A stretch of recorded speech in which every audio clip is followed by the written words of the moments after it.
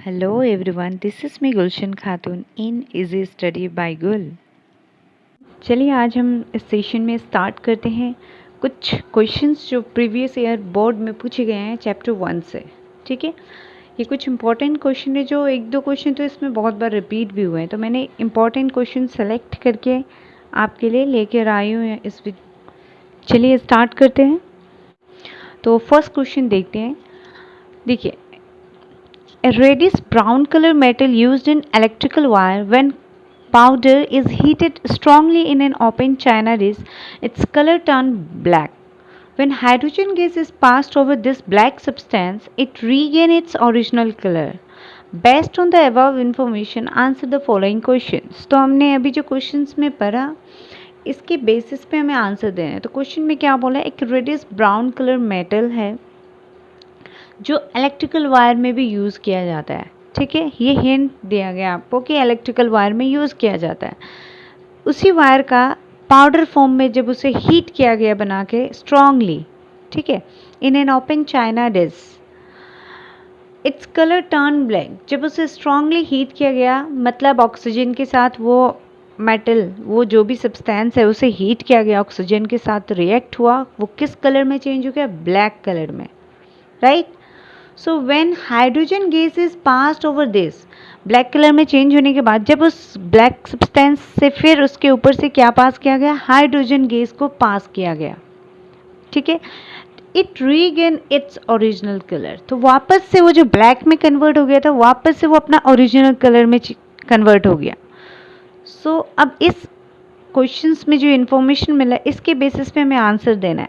Name the metal and the black colour substance formed.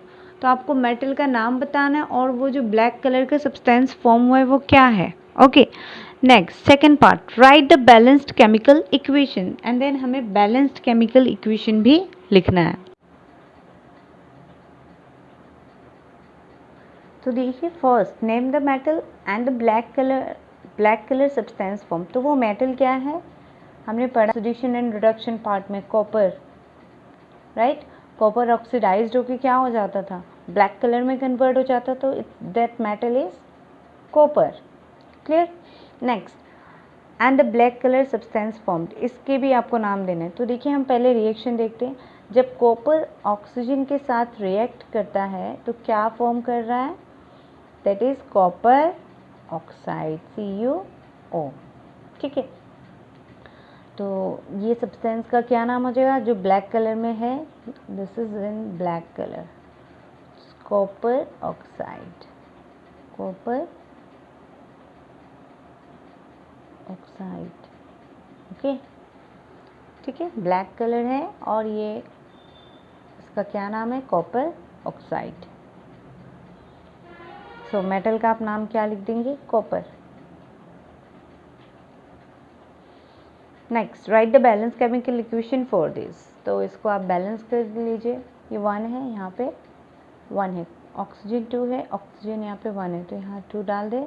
फिर copper increase हो गया तो यहाँ भी कॉपर इंक्रीज हो जाएगा। ठीक है, नेक्स्ट क्वेश्चन नंबर 2। ये CBSE 2012 में ये क्वेश्चन पूछा गया था। ठीक है, next question number 2, the colour of an aqueous solution of zinc sulphate. Aqueous solution, zinc sulphate के सोल्यूशंस का कलर बताना है आपको। देखिए, जिंक सल्फेट का कलर कैसा होता है, ग्रीन होता है। ठीक है, next, to show that zinc is a more active metal than copper, the correct procedure is to.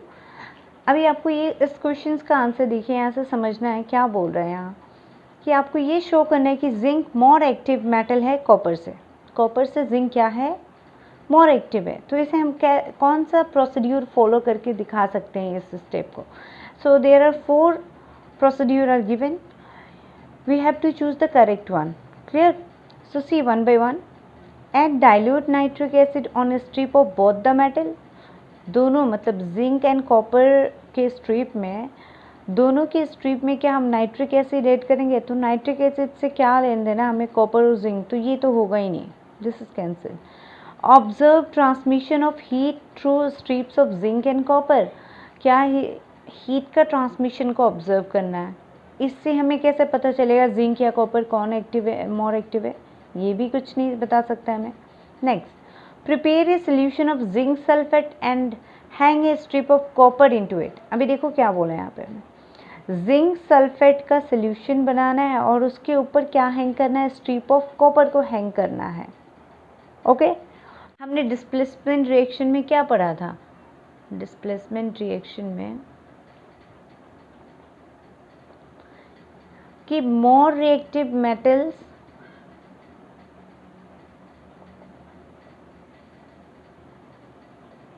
displace less reactive metal from its solution, right? यही देखा था डिस्प्लेसमेंट रिएक्शन में। हमने क्या देखा था कि जो मोर रिएक्टिव मेटल होगा वो लेस रिएक्टिव मेटल को डिस्प्लेस करेगा, बट कंडीशन क्या होना है, वो लेस रिएक्टिव मेटल का सोल्यूशन फॉर्म में होना पड़ेगा। ये कंडीशन इंपॉर्टेंट है। तो यहाँ देखिए इसमें क्या बोला, जिंक, थर्ड वाले ऑप्शन में क्या बोला, जिंक सल्फेट का सोल्यूशन होगा और कॉपर को उसमें डीप किया जाए, तो ये तो पॉसिबल नहीं है, right? Third last one is prepare a solution of copper sulphate. अब हमें क्या मिला, सोल्यूशन कॉपर सल्फेट मिला।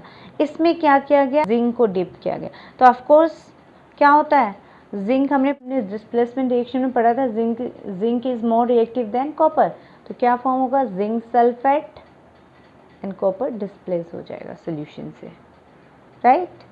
ठीक है, तो करेक्ट आंसर क्या होगा, ऑप्शन डी। तो आप देख रहे हैं ना क्वेश्चन किस फॉर्म में पूछा जा रहा है।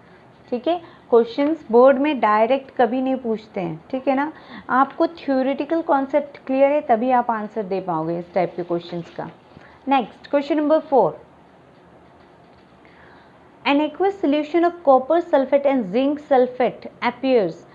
तो ये आपका प्रैक्टिकल से भी क्वेश्चन पूछा जा रहा है, जो आपका सिलेबस है ना प्रैक्टिकल का, उससे ये क्वेश्चन है।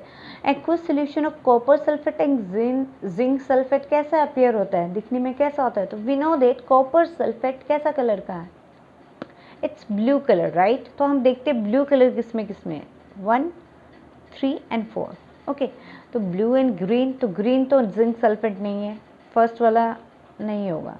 सेकेंड, ग्रीन एंड कलरलेस, तो ग्रीन तो है ही नहीं, तो ये तो मैंने पहले बता दिया था नहीं हुआ। ब्लू जिसमें उसी में देखना है। ब्राउन भी नहीं है जिंक, तो ये भी cancel. Blue and colourless, yes the option D, मतलब 4 ऑप्शन सही है, ब्लू एंड कलरलेस है जिंक। ठीक है, ये सब क्वेश्चन बहुत बार रिपीट हुए हैं, तो आप अगर अभी इस वीडियो में भी इसको लर्न कर लेते हो ना, पक्का एक क्वेश्चन इसमें से ज़रूर होगा और आप उसको अटेम्प्ट कर लोगे सही से। ठीक है, question number 5, calcium oxide react vigorously with water to produce slaked lime. देखो ये मैंने जब ये टॉपिक बुक में भी पढ़ाया था कम्बिनेशन रिएक्शन, तब भी मैंने बोलता ये रिएक्शन बहुत इंपॉर्टेंट है। बहुत बार ये calcium oxide then slaked lime का बहुत बार ये क्वेश्चन आया गया है। ठीक है, तो ये तो बहुत सिंपल यहाँ पे पूछा है कि कैल्शियम ऑक्साइड विगरसली रिएक्ट करता है वाटर के साथ, तो क्या प्रोड्यूस करता है, slaked lime. We know that, right, कि कैल्शियम ऑक्साइड वाटर के साथ रिएक्ट करता है तो स्लैक लाइम प्रोड्यूस होता है, that is calcium hydroxide. Slack lime means calcium hydro. So this reaction can be classified as, तो इस reaction को हम किस में classified करेंगे, combination, exothermic, endothermic, oxidation. See it's combination, right? क्योंकि दो एलिमेंट रिएक्ट करके सिंगल कंपाउंड फॉर्म कर रहा है, so it is what, combination reaction. Clear? Now see other option देखते हैं और क्या गिवन है इसमें, एक्सोथर्मिक, एंडोथर्मिक, ऑक्सीडेशन। सो एक्सोथर्मिक का मतलब मैंने क्या बताया, एक्सो का मतलब एग्जिट, थर्म का मतलब हीट, जिसमें हीट बाहर रिलीज होता है उसे हम एक्सोथर्मिक बोलते हैं। ठीक है, तो इस रिएक्शंस में कॉम्बिनेशन तो है, बट हमने क्या देखा था, combination is come under exothermic reaction. Combination, जितने कॉम्बिनेशन रिएक्शन है वो क्या है, एक्सोथर्मिक, क्योंकि सब में हीट रिलीज होता है। ओके, सो ये भी है, एक्सोथर्मिक भी है ऑप्शन, एंडोथर्मिक तो नहीं है, ऑक्सीडेशन भी नहीं है। ठीक है, तो देखिए अभी देखिए ये आपका पूरा ऑब्जर्वेशन है। अब यहाँ से आपको करेक्ट आंसर टिक करना है। Which of the following is a correct option, see option A, ANC that is combination in endothermic? No. C and D, endothermic and oxidation? Of course not. A, C and D, A, C and D. देखो A तो सही है but C and D गलत है, तो ये भी नहीं होगा. ऑप्शन कौन सा बच गया? D, A and B. Yes, ये दोनों कॉम्बिनेशन में आते हैं, मतलब दोनों करेक्ट है. ठीक है, सो देख रहे हैं क्वेश्चंस को किस फॉर्म में, एमसीक्यू फॉर्म में पूछा जा रहा है. ठीक है, राइट. चलिए next question, question number 6. When hydrogen sulfide gas is passed through a blue solution of copper sulfate, a black precipitate of copper sulfide is obtained and the sulfuric acids formed remain in the solution. The reaction is an example of what? See, hydrogen sulphide. ठीक है, hydrogen sulphide gas को पास किया जा रहा है through blue solution of copper sulphate solution से. तो क्या फॉर्म हो रहा है? Precipitate of copper sulphide is obtained and sulphuric acid so formed remain in the solution. वो सोल्यूशन मतलब प्रेसिपिटेट है तो वो तो सोल्यूशन में इनसॉल्युबल फॉर्म में रहेगा. ठीक है, तो आपको ये बताना है ये कौन से रिएक्शंस का एग्जाम्पल है ये जो हो रहा है. ठीक है, तो अगर हम देखते हैं इसमें क्या हो रहा है, प्रेसिपिटेट फॉर्म हो रहा है. थोड़ा सा अगर हमको हिंट, तो यहीं से आपको पता चल जाएगा कि इसमें ब्लैक प्रेसिपिटेट फॉर्म हो रहा है. राइट, तो प्रेसिपिटेट फॉर्म होना किस में देखे थे हम, किस में हो रहा था? क्या कॉम्बिनेशन में? नो. डिस्प्लेसमेंट में? Again no. डिकम्पोजिशन में? No. So it's a double displacement reaction. चलिए अब देखते हैं question number 7. In a double displacement reaction such as the reaction between sodium sulfate solution and barium chloride solution, यहाँ already हमें बोल दिया गया है कि ये डबल डिस्प्लेसमेंट रिएक्शन है. ठीक है, और किसके बीच में हो रहा है? Sodium sulphate solution and barium chloride. This example is taken from your book. Okay, in text book में गिवन है ना displacement reaction, double displacement reaction में जो एग्जाम्पल है वही है. ठीक है, अब आपको यहाँ से चूज़ करना है. ऑप्शन देखिए, आपको यहाँ दिया हुआ है सही है ऑप्शन, बट यहाँ कुछ और है, ये देख लेते हैं हम लोग. Exchange of atom takes place, exchange of ion takes place, a precipitate is produced and insoluble salt is produced. Displacement में क्या होता था? Exchange of ion takes place. Yes, सही. एटम्स का मैंने बोला था exchange of atom takes place. No. Right, आप देख लीजिएगा प्रीवियस वीडियो में मैंने जब ये डबल डिस्प्लेसमेंट रिएक्शन पढ़ा है उसमें मैंने क्या कहा था, क्या होता है उस रिएक्शन में? Exchange of ion takes place. Right, तो ये तो सही है. एंड उस रिएक्शन में क्या फॉर्म होता था? प्रेसिपिटेट फॉर्म होता है, ये भी सही है. एंड उस प्रेसिपिटेट को हम क्या कह सकते हैं? इनसॉल्युबल सॉल्ट ना, जो मिक्स नहीं होता. प्रेसिपिटेट का मतलब क्या है? इनसॉल्युबल सॉल्ट, जो मिक्स नहीं होता, डिजॉल्व नहीं होता है. This is also correct. So B C D is correct. तो let's see, this is B and D. No, B and D दोनों सही है. पहले हम पूरा ऑप्शन देख लेते हैं, क्या B and D ही सिर्फ करेक्ट गिवन है? A and C, A तो नहीं है तो ये रॉन्ग हो जाए, ये नहीं होगा. ओनली B, ऐसा नहीं है. C भी है, D भी है, तो ये भी नहीं होगा. B, C and D, तो yes, the option fourth one is correct. Okay, B, C and D तीनों होगा. सही है. Next, question 8.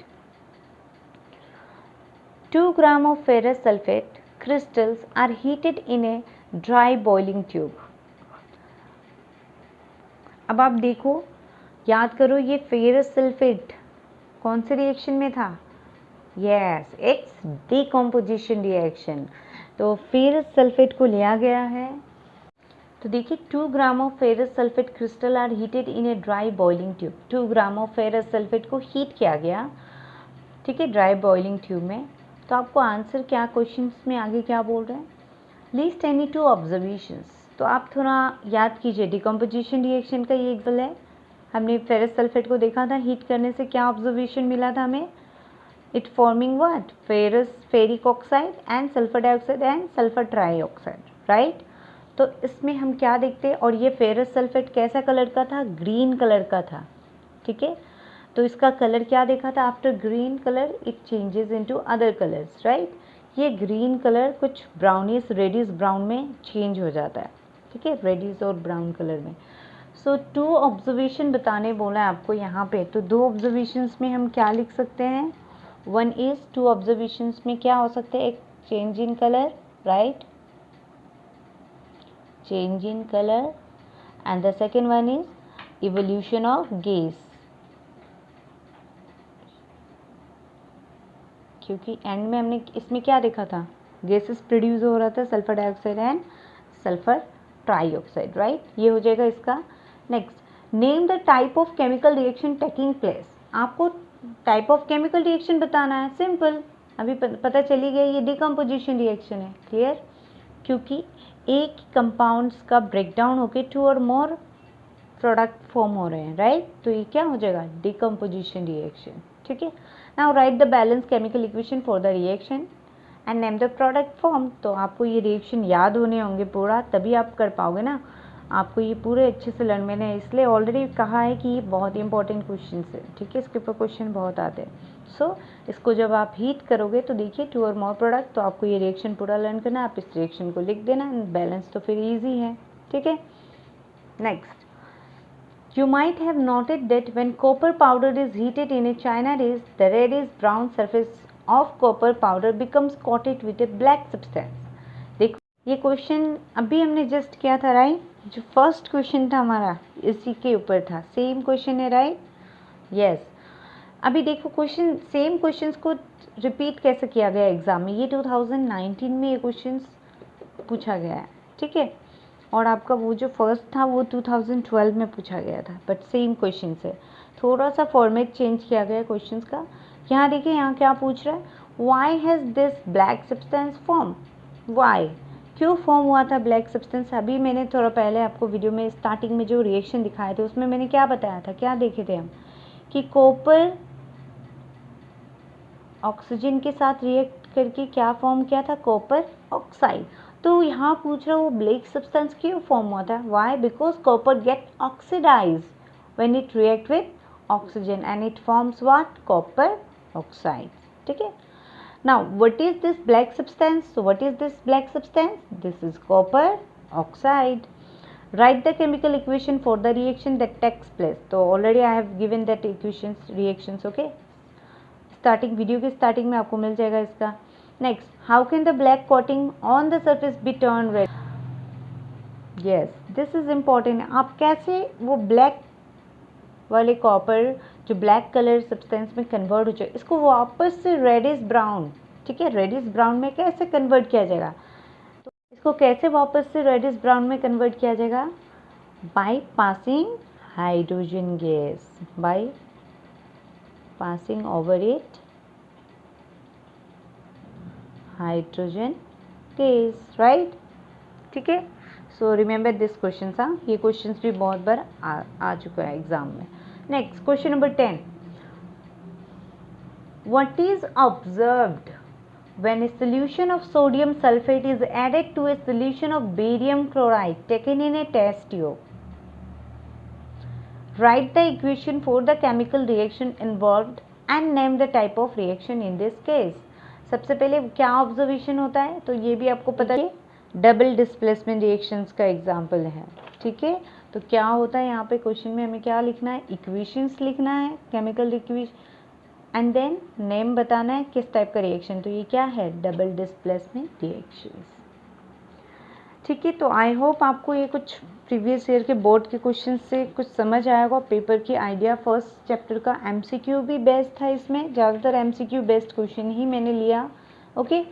सो देखो इसमें ओवरऑल आपने क्या देखा, क्वेश्चन जो अभी हमने 10 क्वेश्चन डिस्कस किए, इससे क्या पता चला, क्वेश्चंस ओवरऑल किस टाइप का पूछा जा रहा है, टाइप्स ऑफ केमिकल रिएक्शंस पे हमको ध्यान देना है, बैलेंसिंग पे ध्यान देना है, क्योंकि बैलेंस भी करने बोला गया है, राइट, क्लियर।